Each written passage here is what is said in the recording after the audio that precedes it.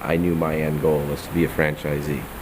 Uh, I've worked for many brands over the years, and I've done development for all those brands, but I knew my end goal was not to go through the corporate ladder, but I was more fit to be a franchisee. And that was always my goal to ultimately become. But no matter what it was, I was working for corporate. I always chose a brand that I believed in and that I believed had the ability to be built and profitable. I wouldn't sell something I didn't believe that had that ability. So it was just an extension of my beliefs. Becoming a franchisee was really just me being able to walk the walk that I had talked.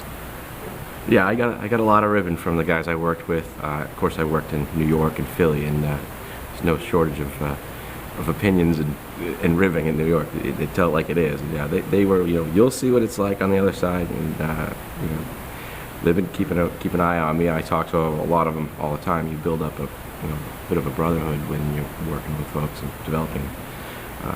So I've looked to them for many answers to questions I had as I switched sides, and the relationships I've built with them have really come in handy for me, because they definitely have a lot of answers for me. And at the same time, they're looking to me now too, because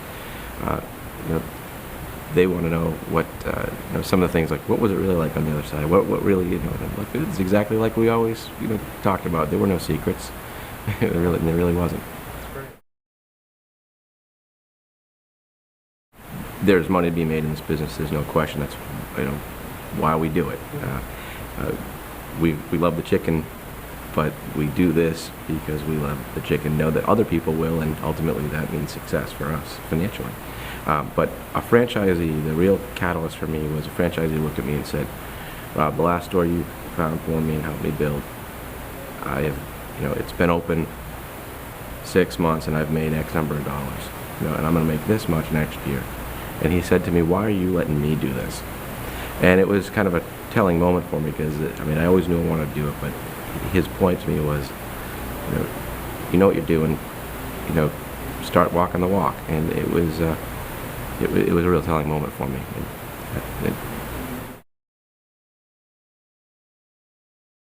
I'm taking the same approach that I took with a franchisee in Philadelphia. The exact same approach I coached them with to develop their stores, which is, I'm taking that same exact game plan and utilizing it in my organization. As far as you're really looking at all the totality of what you're going to build in a market. You look at all of the areas from what I call macro to micro. So you're looking at the market as a whole, then each individual trade area, and then the site itself. So you're really looking at the big picture snapshots and then the actual microscope of the site. So when you get right down to it and you drill down to that level, that's where it gets exciting, and it's also where it gets difficult, because that's where you live or die by the choice you make in that under that microscope. Where do we go from here? We're going to build as many stores. We built two in 4 months. We're now a 7-month-old company. We've got great plans for this year to develop and take advantage of the down real estate market. But I get asked all the time, what's your number? What number of stores is it that you're going to have? What number do you want? And I always say, every guy that I've ever known, or every franchisee I've ever known that's had a number in their head, and it's usually around 100, has failed getting there because they're trying to attain that number. I just want to build the next restaurant as successfully as I built my last. And when the day comes that I feel I can't build another successful restaurant without impacting the stores I've got, that's when I feel I've reached my limit. But I don't know what that number is. I'm more concerned with the next one impacting the last however many we have. And that one needs to succeed, but it also can't impact the stores that we already have and the network that we build. And if we continue to build, who knows how many that will hold.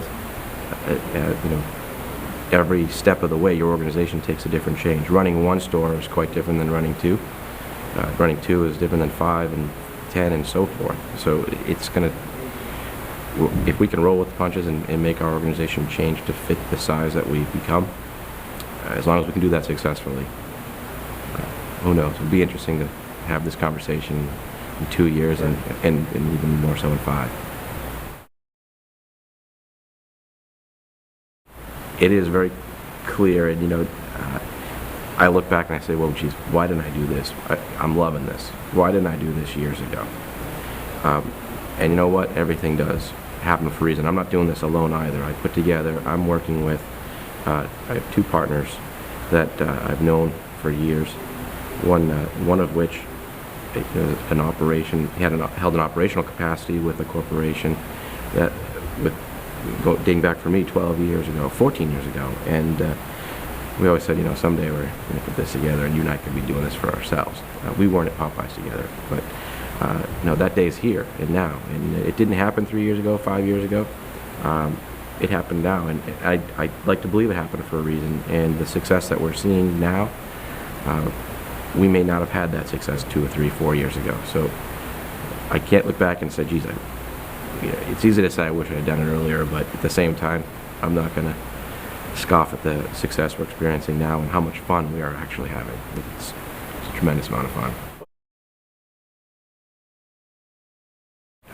Truly, in my role as development director, I always viewed every decision I made. I knew that when we were discussing sites, they're multi-million-dollar decisions. You don't take those decisions lightly.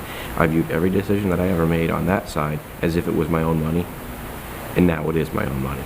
I make no different decisions now than I made then, and that's the absolute truth.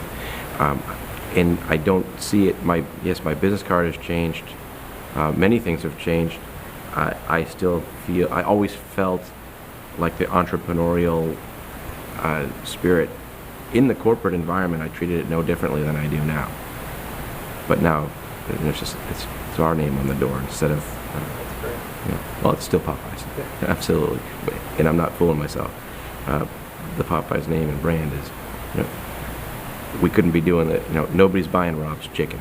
They're buying Popeyes chicken. You say it's amazing to you to see it happen. It's amazing to me it doesn't happen more, because when you look at, we're really selling the brand, and if we truly believe in the economics we're selling and the product we're selling, and it's although all developers, we're not natural operators, so that's you're overstepping your comfort zone to go from pure development and step into being the operator as a whole. I'm very fortunate that I'm not wearing all the hats. I've assembled a team that, my partner is, I feel, one of the best operators ever, if not the best. If he's watching this, the best.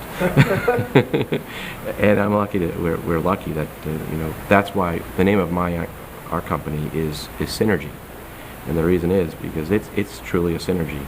We have our finance partner, we have our operations partner, and then we have a real estate development partner, and collectively you need those 3 legs to support the stool, and that's what we have, and that's why we let each other do our own job, and that's what makes it synergistic, and that's why we're Synergy.